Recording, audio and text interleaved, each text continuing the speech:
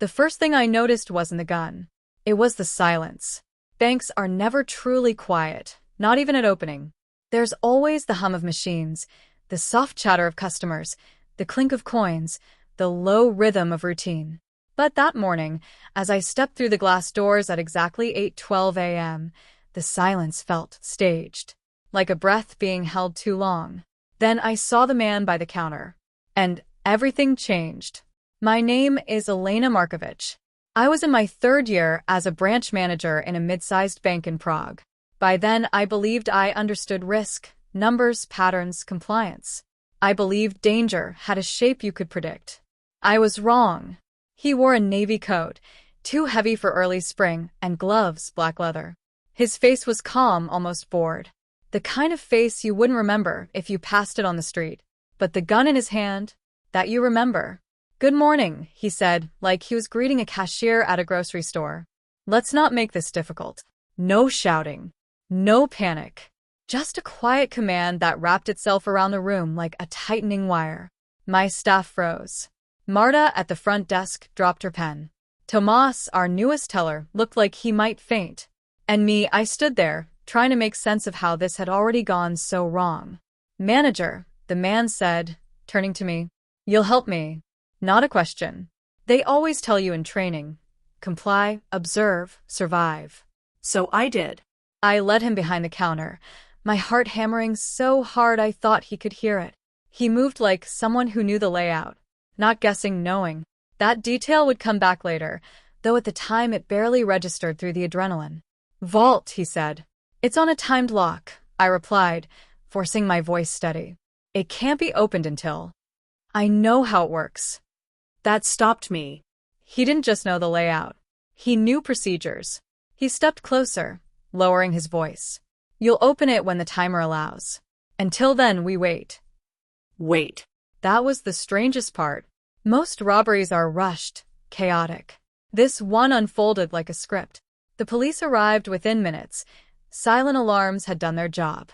Negotiators took position. Time stretched thin. Inside, we sat on the floor. The man never raised his voice, never lost control. He didn't need to. Control was already his. At exactly 8:30 a.m., the vault timer clicked. He stood. "Now." My hands trembled as I entered the code. The door unlocked with a heavy metallic sigh. Inside, cash reserves, secured drawers, sealed packages. He didn't rush. He walked in, scanned the shelves, and began selecting specific bundles. Not random. Not greedy. Precise. That's when the unease sharpened into something colder. He knew what to take. He was gone by 8:37. No one hurt. No shots fired. Just a quiet exit through the back service door. And nearly 2 million euros missing. The investigation began immediately. At first, it felt routine: questionnaires, timelines, surveillance reviews. Detectives interviewed each of us separately. They asked about the man, his voice, his movements, anything that stood out. But there was a problem. He had left almost nothing behind. No fingerprints. No DNA. His face partially obscured. Even the cameras somehow had brief blind spots at critical moments. "It's clean," one investigator muttered during a follow-up visit. "Too clean." That was when suspicion began to shift. Not outward. Inward. They started looking at us. Every employee. Every access log. Every transaction from the past 6 months. At first, I was offended.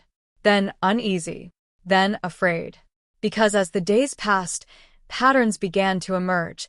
Small inconsistencies buried in routine data. Access records that didn't quite align. Internal schedules that had been quietly adjusted. Nothing obvious.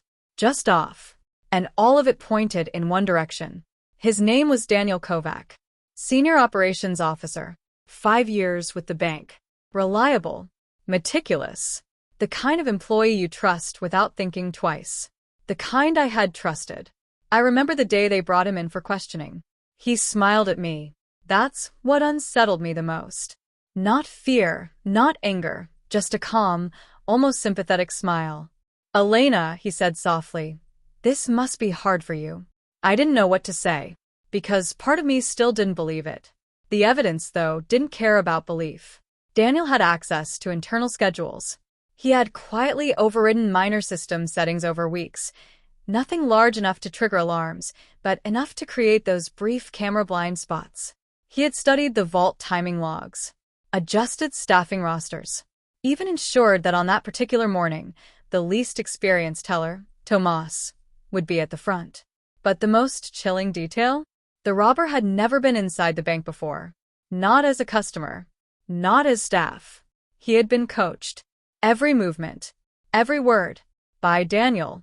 It unraveled slowly after that. Encrypted messages recovered from a hidden device. Financial transfers routed through offshore accounts. A connection to a small criminal network operating across borders. But even then, something didn't add up. Daniel wasn't desperate. He wasn't in debt. His records were clean. So why? The answer came from somewhere no one expected. His sister. She had been quietly fighting a legal battle in another country, one that required enormous sums of money. Medical bills, legal fees, appeals. Daniel had tried to help. Loans, overtime, savings. It wasn't enough. So he did the one thing no one imagined he would. He turned his knowledge into a weapon. I didn't want anyone hurt, he told investigators. That was the rule. As if that made it better. As if 2 million euros could vanish without consequences. But the final twist, the one that stayed with me, came weeks later. Another audit. Another deep dive. Because Daniel hadn't acted alone. The access logs revealed something subtle. Some of the system changes weren't his. They had been approved. By me. I remember sitting in that cold interview room, staring at the screen. Dates.